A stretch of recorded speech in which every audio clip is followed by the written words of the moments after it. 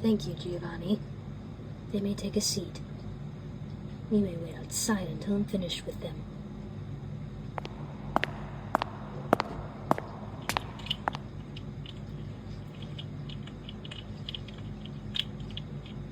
Greetings. I've been looking forward to speaking with you. You've certainly piqued my interest, among other things. I am Nier, though you already knew that, of course.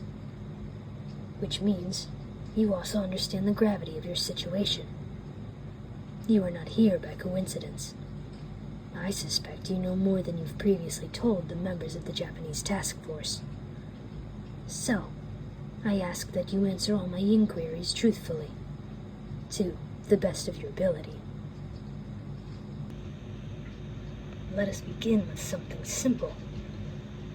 Where were you on the evening of the 12th, from 9 p.m. to midnight?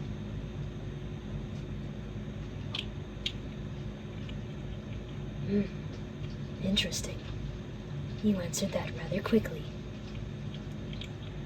Tell me, what is your opinion of Kira? Do you believe his actions are a form of justice in a sense? Or are they merely convenient? You should be more precise. Your wording matters more than you think. You see, Kira's supporters often reveal themselves, not through praise, but through justification. They like to rationalize, explain, and try to defend their line of reasoning. And you seem like someone who enjoys explaining things.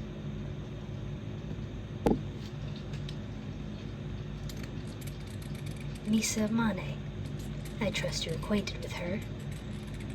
A public figure of considerable visibility, a model, an entertainer, and more pertinently, an ardent adherent of Kira, though adherent might be an insufficient term. Some might argue her involvement transcends mere support and enters into the realm of ideological and perhaps emotional entanglement. Tell me, how do you interpret her behavioral patterns, her unwavering allegiance, and her apparent absence of hesitation when acting in Akira's interest?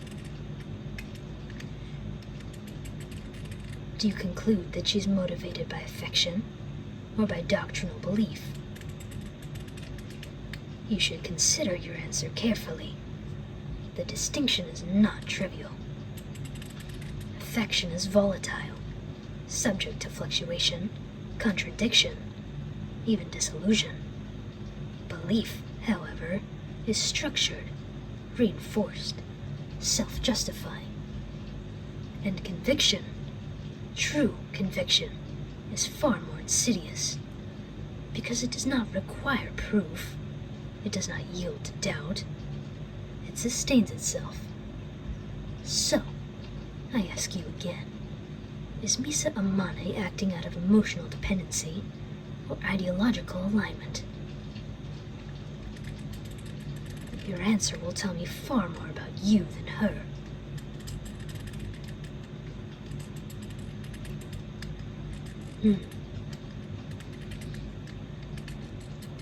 Now, let us address a critical matter.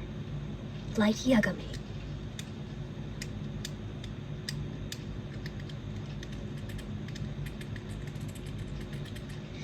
At this time, he's effectively leading the NPA task force, steering an investigation that once belonged to L himself.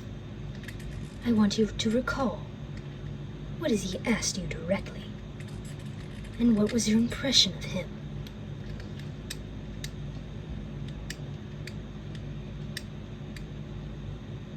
Light Yagami claimed to oppose Kira, publicly at least. And yet, Kira's actions often align with what someone like him might consider ideal. Tell me, do you believe it is possible for someone to construct an identity so convincing that even those closest to them fail to notice the truth? Or do you think people see what they want to see? let's return to you. You've been remarkably composed. No visible distress, no contradiction. Yet, that suggests one of two things. Either you're completely innocent, or you've prepared for this. So, which is it? You know, Elle once said that probability is never absolute, only refined. At this moment, your probability of being connected to Kita is not insignificant. But I don't rely on instinct. I rely on patterns, and patterns require data. So, allow me to pose a more precise line of questioning. Have you ever felt that the world would be better if certain people simply ceased to exist? Think carefully before you answer. This is not a moral question.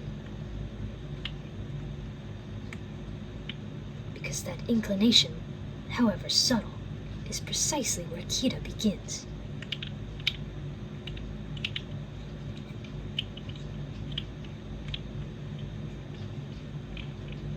Interesting. Now, one final question, and I want you to answer this honestly. If you ever had the power to judge the world without consequence, would you use it? And if so, how?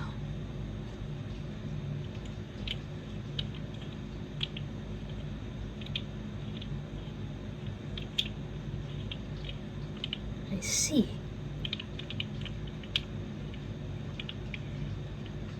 Well, that's enough for now.